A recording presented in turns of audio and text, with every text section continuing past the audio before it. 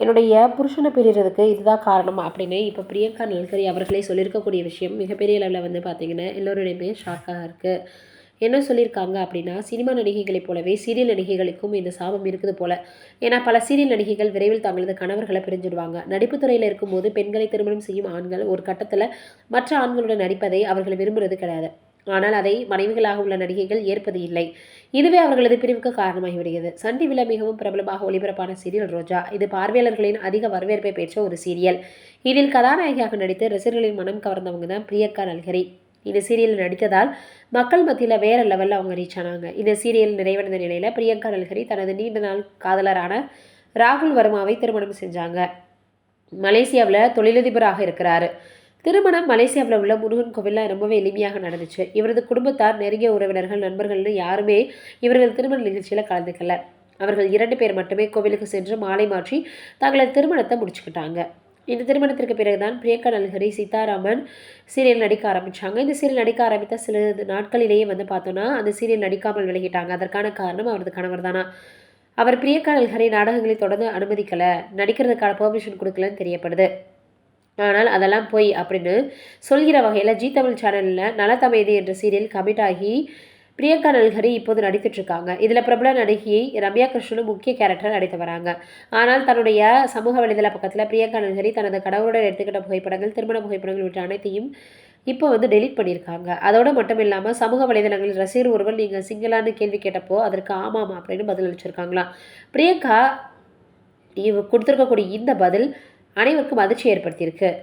அப்போது இதுவரை பிரியங்கா நல்கரி குறித்து வந்த அனைத்து தகவல்களும் உண்மைதானா அப்படின்னு இப்போ எல்லோருமே கேட்டு வந்துட்டுருக்காங்க. கணவரை பிரிந்துட்டாங்களோன்னு சொல்லி வராங்க.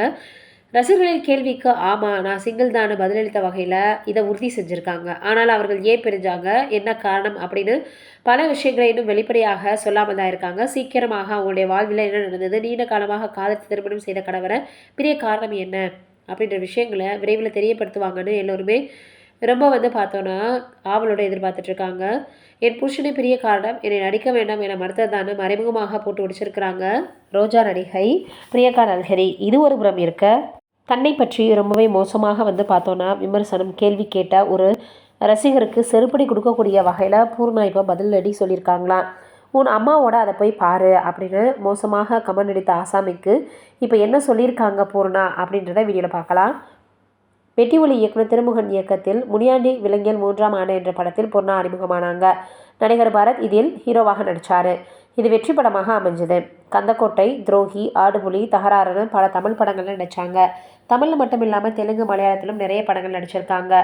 இப்போது டெவில் என்ற படத்தில் பூர்ணா நடிக்கிறாங்க. வித்தகன், ஜன்னலோரம், மணல் கயிறு, அதற்கப்புறம் கொடி வீரன், சவரக்கத்தி, அடங்குமறு, காப்பான், லாக்கப்னு பல தமிழ் படங்கள் நடிச்சிருக்காங்க.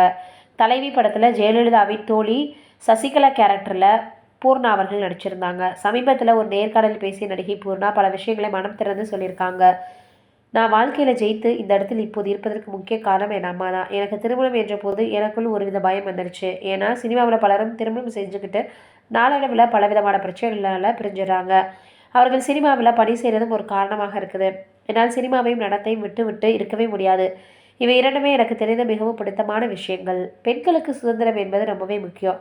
எனக்கு அப்படி என் அம்மா எல்லாத்தையும் கொடுக்குற மாதிரியாகவே வைத்தாங்க.